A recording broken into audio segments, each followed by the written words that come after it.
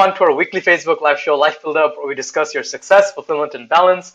I'm your host, Jawad, here with Hassan. Here, although in Texas, guys. Hassan's still in New York. I'm here for a program for 2 weeks. And, I'll be back in New York next week, hopefully. And Hassan's here in New York. So, guys, this week we're talking about emotional intelligence. I'm here in this program, and one of the instructors was talking about this topic in class today. And I thought this would be a great episode to have, for our show. And Hassan here, obviously him being in the field of psychology, he's kind of like the subject expert in this. So let's get right into it, bro. Hey, what's up, guys?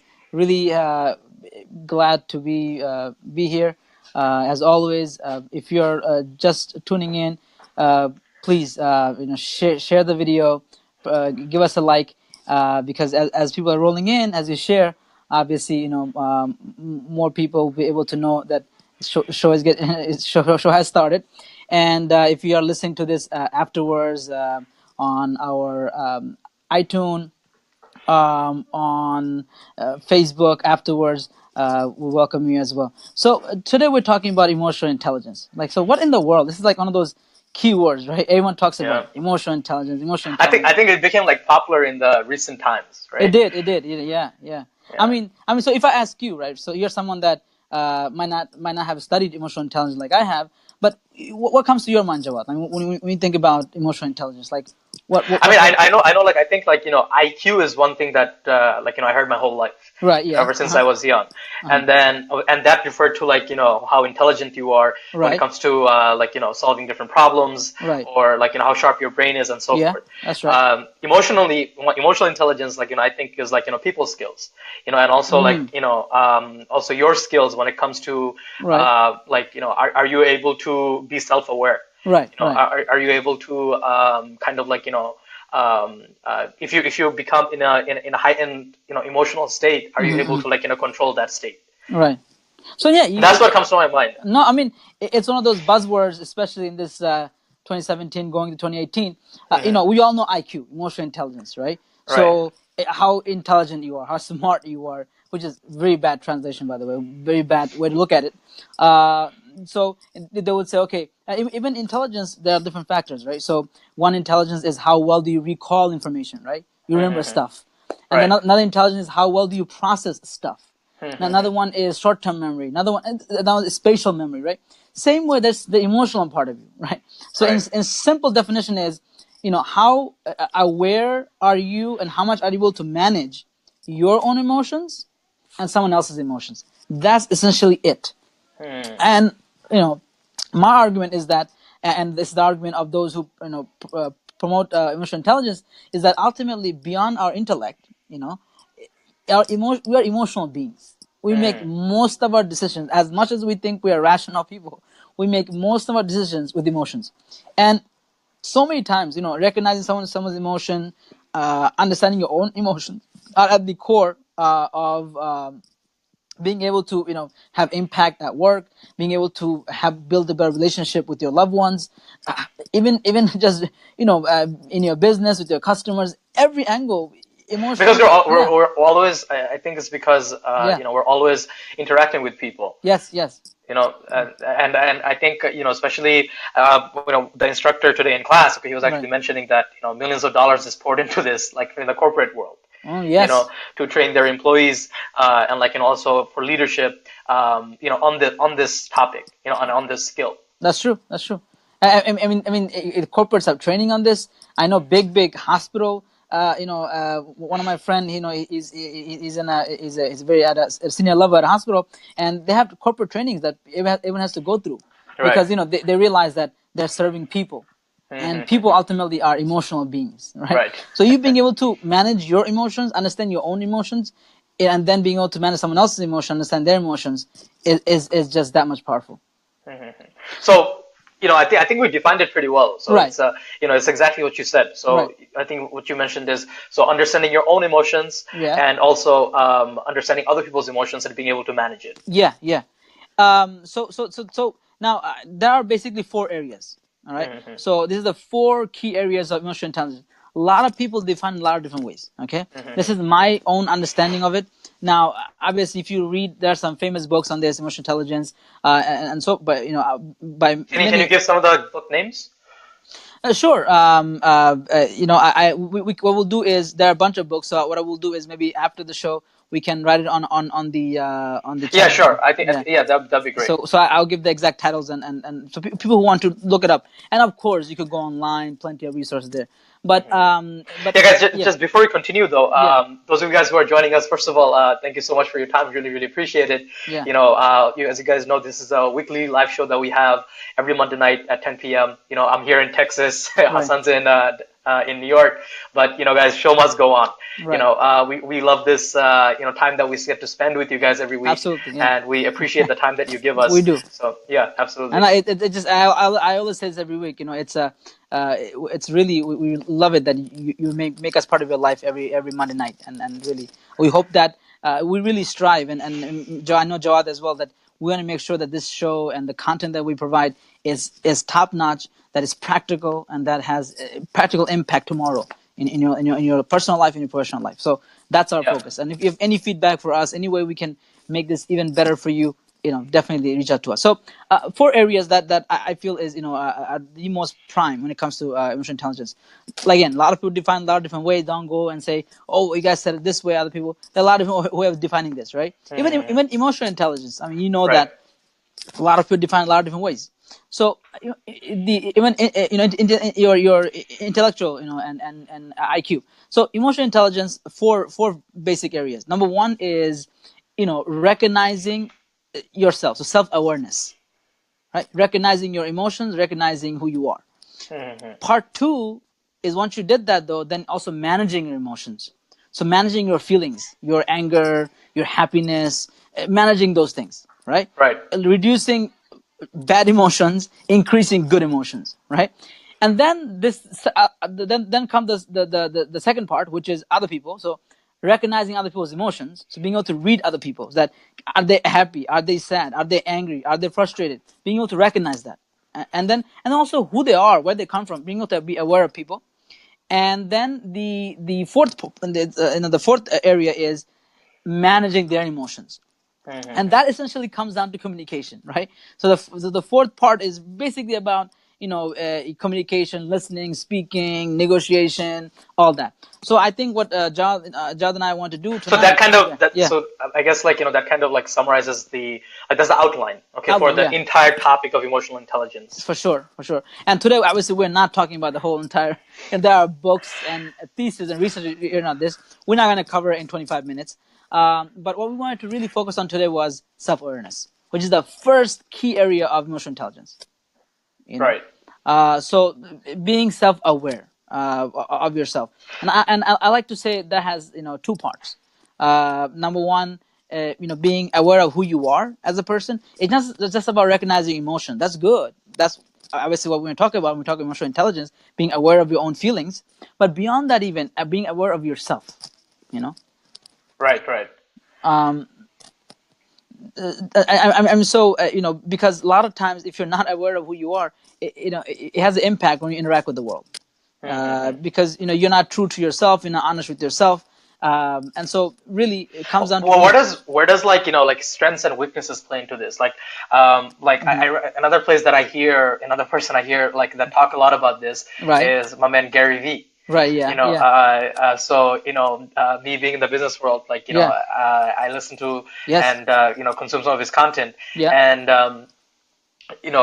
he talks about self awareness is probably one of the most important things when it comes to in the in the business world, right, which is basically understanding what you're good at, understanding what you're bad at, right, you know. and knowing Um, yourself, and stop faking knowing who you really are. Yeah, Right, right. I think, yeah, what you said right there, yeah, faking it. A right, lot of people, they look at, okay, where they want to, what is it that they want to be, and they put that as the face. mm. But actually in reality, they're not good at that thing, or they're not really happy about that.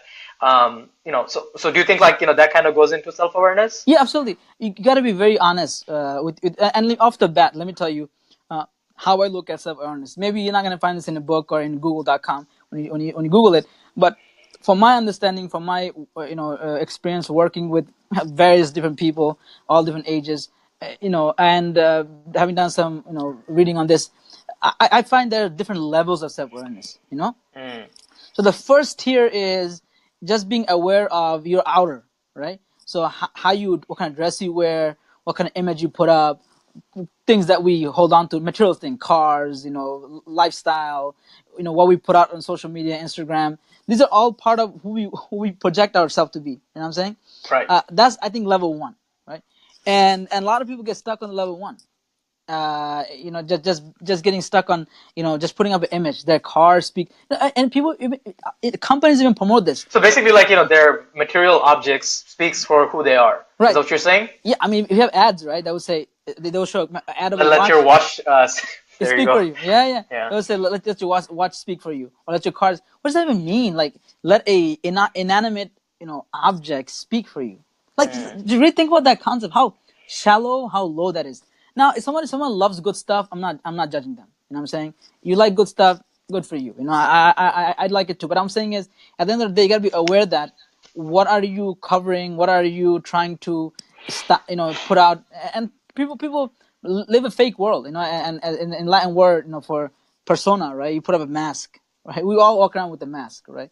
And I think people oftentimes, they're so scared of who they really are, and being able to project themselves and show their true who they are. So I like to tell people, I think people are afraid of, like, being themselves, like, because they're.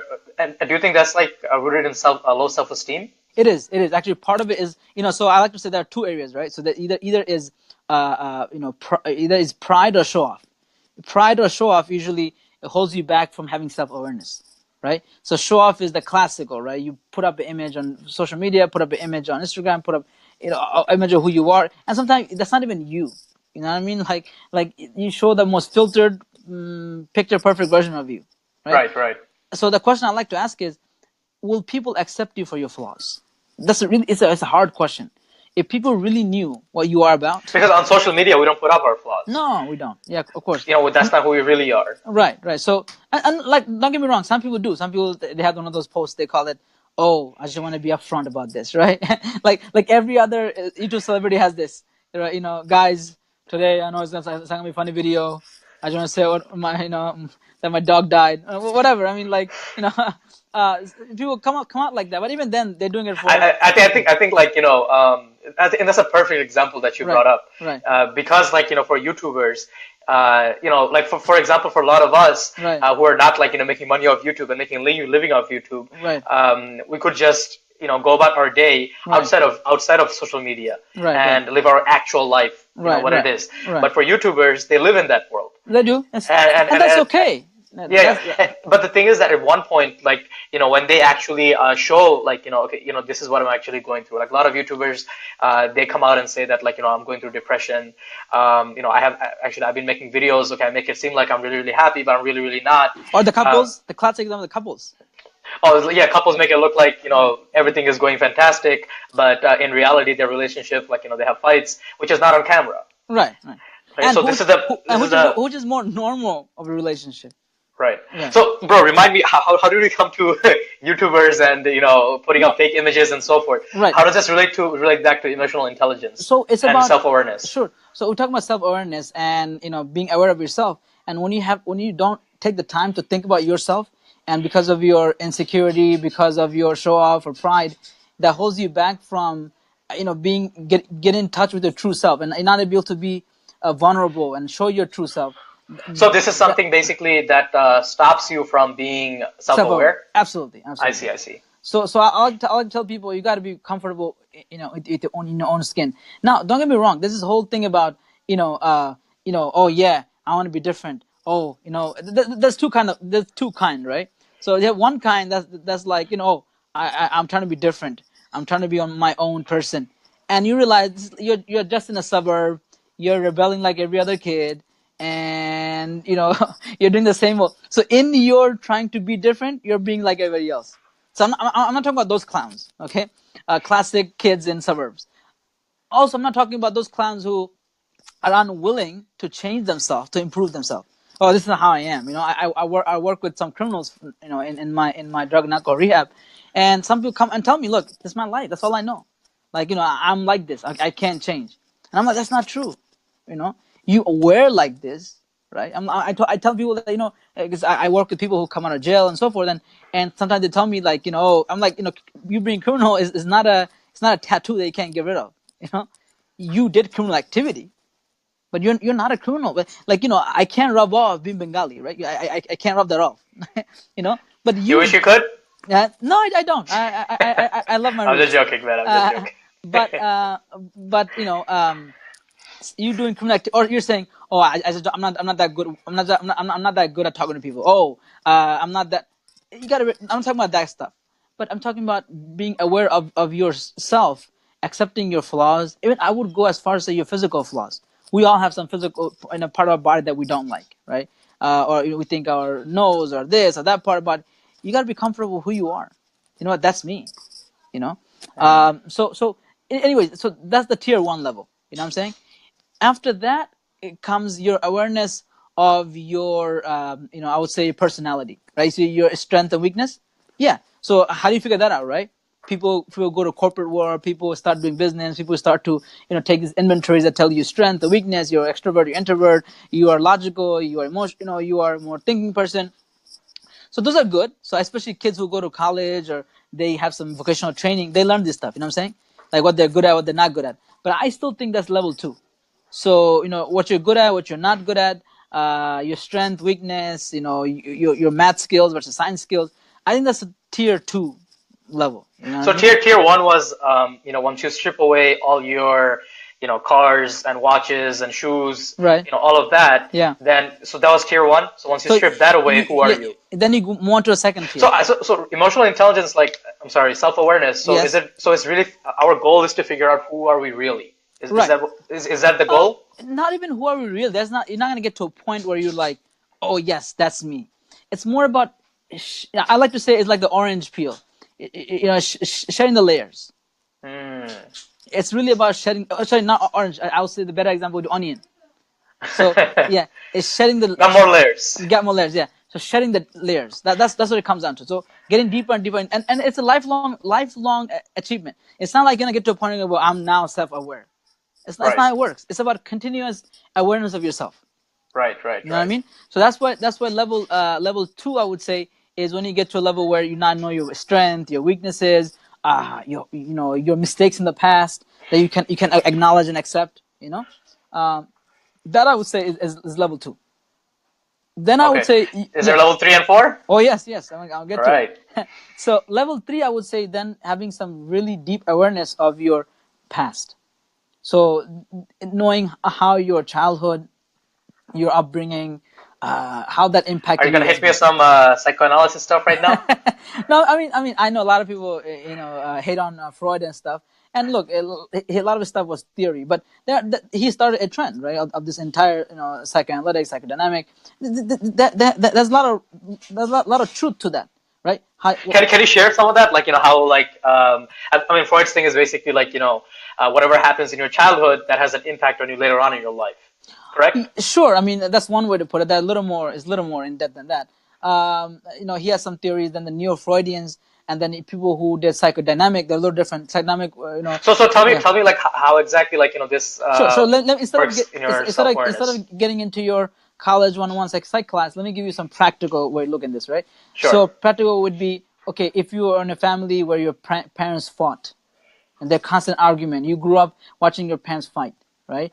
You as a child now, that's a scary thing, right? You saw your parents fighting right in front of you. You're a little boy, you get scared. Little girl, you're scared. That has an impact how you feel about relationship, violence, how you think about risks, all that.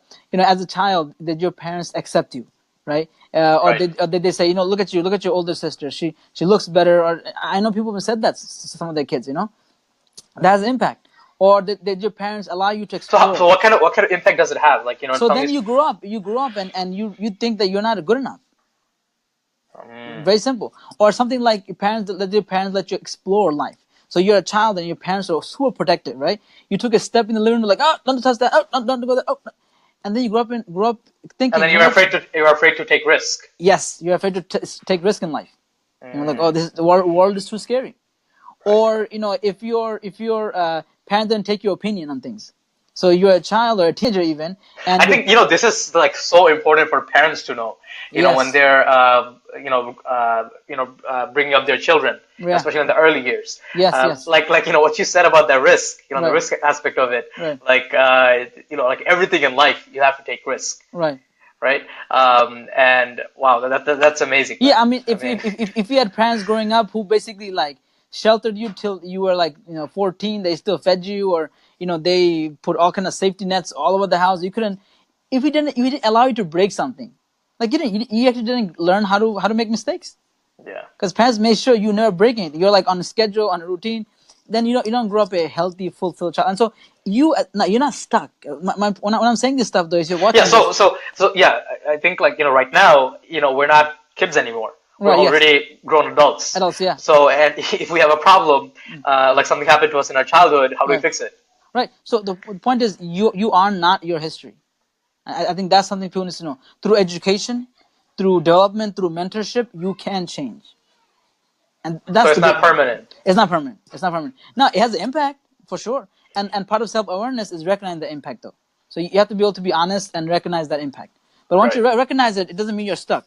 Through education, through development, through mentorship, through new experiences, you can change. But understanding how those play impact, right? So even things like growing up, did your parents take your opinions on things, right? So did they did your parents as a teenager, did they say, oh, what do you guys think, this is what we decided as a family, and did they allow you to have those opinions? So you grew up thinking, what, I have opinions on things, Right. Right. or also you grew up thinking that, what, people dictate things to me, and so you're less confident about your decision making. So, I think like, practically like, emotional, we're talking about, self-awareness, which is Yeah, part of emotional intelligence. yeah, So how do you actually like, pick up on those things? Like, do you just reflect? I mean, this is great to know. I think like, everybody that's watching, will agree with what you're saying. yes. But, how do you actually like, pick up on, okay, what are the things that happened in my childhood? That's, do you go asking your mom or? So, no, so one of the ways you could do this is just exploration. Right? So you have to write your own autobiography. I say it's really healthy if everyone can write their own autobiography. Or do you go see a therapist? Well, no, I mean, you don't have to see a shrink or a coach, but you can. But if you had really difficult, you had a lot going on in your childhood. But beyond that, just even self exploration, like writing journals, or even writing your own little autobiography. Just writing the part of you sitting down writing. I think one thing like that and Gary Vee talks about this Yeah. is ask the people that are closest to you about what are like consistent patterns that they see in you, like how would they describe you in 3 words? Right, that's true. That's true. And if you don't have someone, you put yourself in third, bird eye perspective. Yeah. But doing that was very, very helpful. And even things like your birth order, and like what are you oldest child, middle child? Those things have an impact. If your oldest child, what impact does it have? You tend to be more responsible. You are in charge of the herd, right? In some sense. But the point is, we cannot give this to you in 25 minutes. But the point is, you need to be able to read and educate yourself on these things. Right. We're just giving you the taste of it. But it's important. But the fact that you're listening to this, even, I think some of you are rethinking. And I'm sure. Yeah, so I mean, obviously we cannot get into it like Right. very, very deep. Right. But like this is just kind of touching the the iceberg a little bit. Yeah, absolutely. Yeah. So So you mentioned Yeah. so you mentioned another fourth thing, right? Or so the third thing that was your childhood. Right. So you're looking at like what exactly happened in your childhood and what kind of impact that has Yeah. in your life right now. You being aware of that is part of emotional intelligence and self-awareness. I'm sorry, Yes. self-awareness. And you said there was a fourth level to it. Yeah, I would even argue that the fourth level would be being aware of your spiritual self, right? A lot of people don't think about that, but that's I would say that's level 4, and for the highest, right? Which is being aware of your relationship with the divine, right? So if you're someone that believe in God, or you have some spirituality in you, being aware of the spiritual self, how you view life, how you connect with God, if you believe in God.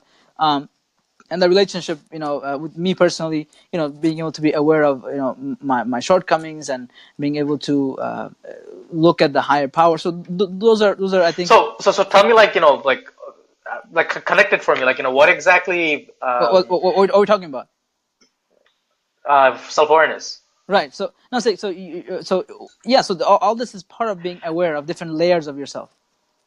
Right. So, oh, okay. So I guess what you're saying is, even your own relationship with God, Right. that has an, that also has to do with self-awareness. Yes. Yes. And if you don't believe in God, even just your uh, own spirituality, I would say the spiritual self, you gotta be aware of that too. Okay. I mean, if you don't believe in God, what kind of spiritual self is there? So people, they believe in Just a doing, higher power. yeah, what we're doing good for humanity. They think about life as a whole and our place on the planet. So those are also important. How you view that, and how you sometimes you go too fast in life, and don't have time to explore those things. Okay, And I so see. so So now, basically, like, now looking I'm at not what's your place in the right, world, and and and I'm not necessarily saying to, because it will be a different topic if I said for you to explore spirituality.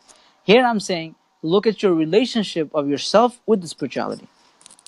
It's two different concepts though. Because if we did a whole show on, it's important to have a spiritual self. That's a whole different discussion. Here I'm right, talking right, about look at how you relate to spirituality. right, and that's a level of emotional, That's level of awareness, self awareness. self-awareness. Right, Yeah, right. which is part Okay. of emotional intelligence, Right. right? Can you just recap, like, I think, like, you went over a lot of content. Can you just recap, Yeah. like, what you said? Sure. So far we've been talking about one aspect of emotional intelligence, which is self awareness. And in self awareness, we talked about what stops you, which is the projection of yourself, the pride, the show off. And then we said that there are different layers, like the onion. You peel different layers, and you get to know yourself. So from the level of your own, just what kind of physically with your things that you wear, from your watch to car to home, what you put out in the world to project who you want to be, and then peeling that layer off and getting into level of your strengths, your weaknesses. That's still level two. Then you get to level three, where you begin to be aware of your early upbringing, your childhood, and how that impacts you and who you are today, right? So that's the level three, and then you go for even beyond that, your spiritual self, and being aware of that side of you, your soul awareness, in some sense. So So, like, do you think emotional, I'm sorry, self-awareness is, I think I mentioned it, like, earlier in the show, when it comes to low self-esteem, yeah, right? Do you think this is like one of the, kind of like the cure almost to low self-esteem? And I would say, because, well, yes and because no. I'm looking at it that, in the sense that, once you really discover who you are, Yes, right? I think it will help you become more confident and be more comfortable with, like, yes, who you truly are, right? absolutely, Because I think like, low self-esteem comes when you, like, start comparing yourself with other people, yes, and you don't know who you are, right, and, right. then you're trying to, like, get something from somewhere else. Right, exactly, absolutely. So you hit on the nail. There are other factors to it. Maybe one day we'll have a whole show on self esteem, or self beliefs. But this is definitely a big part of it. Right, right. Yeah. Okay, guys, before we continue the show, if you're joining here, just joining us here, I really, really appreciate your time. This is a weekly show that we have on every Monday night. If you're listening to us after the show is done, we really appreciate your time as well. Podcast listeners, thank you so much for giving us your ear. Really appreciate that. If you could please do me a favor and, hit the share button, hit the like button. Really, really appreciate it. Helps us get our word to more people, and that really helps us. Absolutely, yeah. Any final thoughts before we end up the show, or do you want to, like, kind of, give us a No, little more content? so that was all about just being aware of your self. Then comes to being aware of your own feelings. That's actually the bigger part. um, so I would say, that's not as difficult, to be honest. It's not as challenging. But so the first part of that is being aware of your triggers, right? Okay. So everyone has triggers, meaning certain things that ticks you off or makes you feel a certain way, or for you it's more difficult. And for this, really, there is no cure, simple cure. You have to take self inventory. What that means is, in simple terms, is that you have to get used to. You have no idea how much journaling is so helpful. So whether it be audio journaling, meaning you just talk to a record on your phone, Voice or memos. yeah, or even just writing. You just reflect on your whole day. You do this for a month, where every night you sort of reflect on your whole day. Think about the events and think about, okay, what impacted me, what didn't impact me, why did I react that way, why did I did not react that way, and we had a whole. So it's literally reflecting back. Yeah, Just yeah, writing down like everything that happened in your day and reflecting back. Is that what you're saying? yeah, reflecting, especially the part about what triggered you. Right, so there's certain things that impact you in a certain way that doesn't for other What do you people. mean by what triggered you? What do you mean by that? Very simple example of anger, for example. We did a whole show on anger, right? And we talked about how like you can know your signs and symptoms of getting angry, and if certain people, when they say certain things, makes you ticked off, whereas someone else might not be as ticked off. You know what I mean? And that has a lot to do with your own self. Right, right. And you're not gonna know that unless you spend time reflecting. Why do they say that people who are older? I mean, I think like, can you give us a little something more? Because when you say like you just have to reflect, you might get stuck in your reflection and you not figure out like what's going Okay, on. and Is there anything else you can do like to figure this only out? way the only way is to study emotions. So you have to actually spend time, reading and studying our emotions. That's why we did a whole show on anger, right? So that we can Right, really right. explore this feeling. I'm going to like those of you who are watching. Okay, I'm going to find that episode and I'll link it below so that you guys can check that out. For sure, That yeah. we go into more on really exploring anger and what is underneath our anger. So I think that's like relates to this yeah. episode very very yeah, it relates to this like a particular episode like very very well. And just like that, we have to study other emotions. And the more you study them, the more you recognize them, the more you will do this whole self-explanation business. You know what I mean? Right. That's really the only way. It's a trigger, and then I would say second part of it is in your inner thoughts. So your inner thoughts is also very fascinating. You have to be able to, we all have a speech that's running inside our head. Either you recognize it or you don't. And sometimes we don't stop. Especially we live in a very fast-paced world. We don't stop and think about, what are inner thoughts that are running. We have a script that's playing in our head, audio script. So one of the things I tell people, especially in my workshop, for example, I make people stop for like 2 minutes and do free writing. They just write whatever is coming to mind. Doesn't matter if they're embarrassed or they feel it's silly, whatever it is, they just keep writing. Negative. I mean that basically, because I think so so what's the point of that? What is the benefit of that? You start to, if you do this long enough, you start to see a trend in your internal script, and that makes you a lot aware, because we are actually thinking stuff, right? When we are Right. when we are silent, there's some kind of speech that's happening inside our head, and it's very powerful to be able to recognize that speech. And sometimes because that speech like does it repeat over and over again? Sometimes repeat, sometimes we say certain things to ourselves, and you don't realize sometimes those are not even your own voices. Sometimes what people told you that you start to internalize. Sometimes it's stuff that you used to think about from childhood that you start repeating to yourself. Right. And it's a very powerful exercise. You're not going to know it. Me telling you this right now, listen to me, you're not going to get it. You're going to have to do it to see it. Very simple. Take out 2 minutes, get to a silent place. That's actually one of my patients told me this. There's actually a place, if you're out of New York, I forget. I believe it's in the one of the art schools. They have a room where it's completely silent, meaning it's basically there's a zero sound room. Literally, you could hear, you go in there. Can you take your cell phone in? I'm not sure about that, but basically, I'm pretty sure you can. basically, well, take a pen and paper. But it's so silent. Apparently, you have to book timing to go in there. It's completely pin drop. You could actually hear your own breathing when you go in there. Imagine going in there and spending 1 hour, and just they said that people go nuts after 5-10 minutes. Actually, dude, I saw a episode of on YouTube. It's called Vsauce. And they did this experiment where the host, the show's host name is Michael. Right. He went inside a box and he stayed there for 3 days.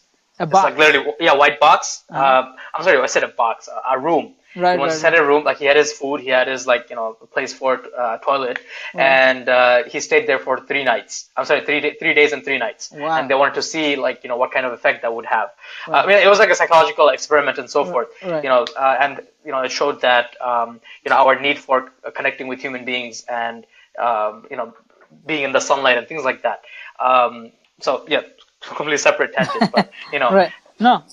So I would say you need to, even 2 minutes. In my workshop, I make people stop for 2 minutes and just write. I said, writing, don't censor. Just keep writing. Whatever comes in your mind, just write, and you will see what starts to happen.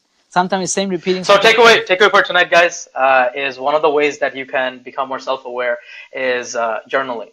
So for 2 minutes, really just for 2 minutes, write down whatever comes to your head. Don't put any filters to it, even if it's embarrassing. Just write down. And even if it sounds crazy, just write down. Obviously, make sure you don't keep it there. You throw it in the garbage. But yeah, I remember that I actually tried to do this like back in college, right? Back in my like when I was getting my associates, right. And I did it like a couple of times, and then I got bored. Like I was like, I don't know what is the point of this. Right. Well, so that's true. You're definitely gonna get bored, but we're not too used to just sitting with ourselves. Right, but I did discover when I'm like remembering, I did remember that I had to kind of confront myself almost in the sense like get myself uncomfortable because there are things in my head that are coming up. I'm like these are not things I would say in my through my mouth, but these are just in my thoughts, and putting it down on paper kind of like help me understand that these are the things that are going through my head. Yes. And it just gave me more self-awareness. Yes. And not that you're stuck with it. If it's something negative, you got to change it. You got to improve on it. But it begins by being aware first. You can't be afraid about it. And same goes with exploring how your early childhood impacted you. If you don't go to a coach or a shrink, whatever, but you still do it on your own, where you can just write about, okay, I was born here, and okay, this is how I felt as a child, and just writing about it is powerful. Right. Okay. Give me just a second. I believe there's somebody asked a question. Sure. See if I can take that. The question was, there is no right or wrong except thinking it. We make meaning by becoming our actions.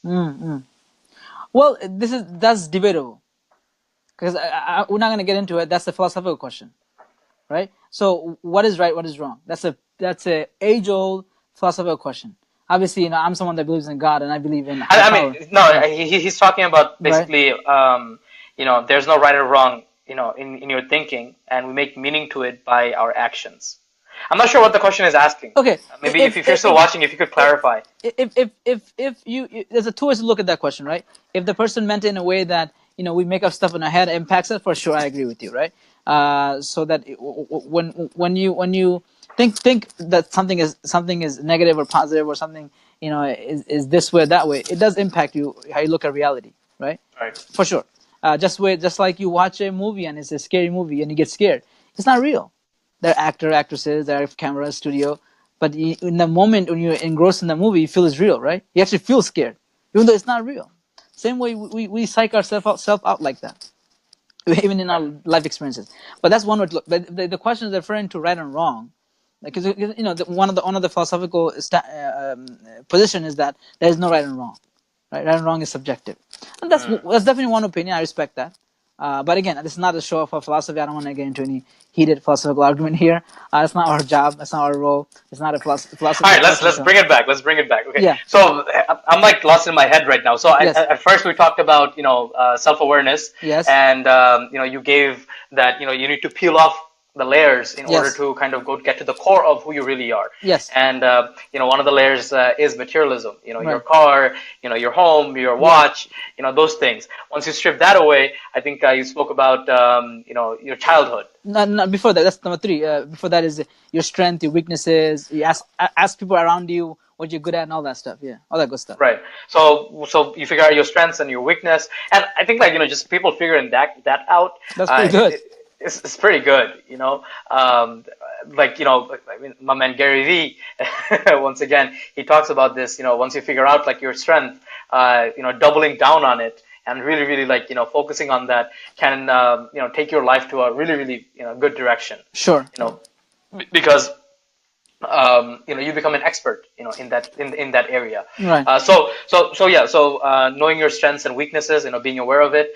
You spoke about, childhood, how that, whatever happened in your childhood, how that impacts you, in your present life, right. at the moment.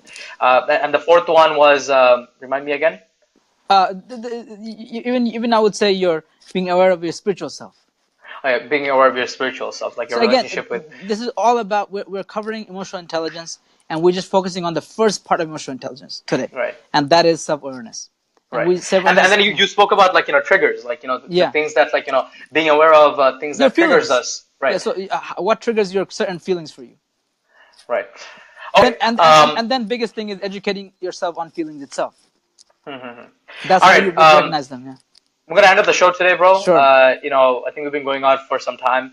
For those of you guys who joined us, during the live broadcast, and also those of you who might be watching this, later on, really appreciate your time that you spend with us. I'm here in Dallas, actually. Hassan's in New York, but like, we said that, bro, we still have to make this show happen. Both of us here, we really, really like this time that we spend with you guys, every Monday night at 10 p.m. And we really, appreciate the time that you, give us. And I hope you can, continue to join us, next week as well, and the week after that as well. Oh, by the way, next week is going to be New Year's, 2018. Oh yeah, that's right. So we should have an exciting episode ready for you guys that day. Do we have a guest on next episode? It's gonna be the week after, so we have a special guest for you guys. I'm not gonna say who it is yet. I'm going to announce it probably in the next episode. Sounds good. Alrighty. All right, bro. I'll see you next week back to New York City. We'll be back to our regular setup. To everyone who joined us, thank you so much, and good night. Good night.